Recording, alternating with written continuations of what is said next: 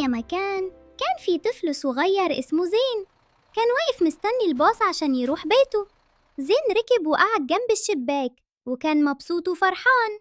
وفي راجل كبير في السن ماسك عصايته وركب الباص وباين عليه التعب. الراجل وقف جنب زين وضحكوا لبعض.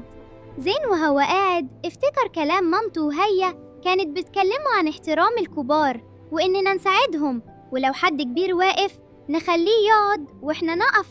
زين ابتسم ابتسامة كلها براءة وقام من مكانه وقال للراجل: اتفضل مكاني.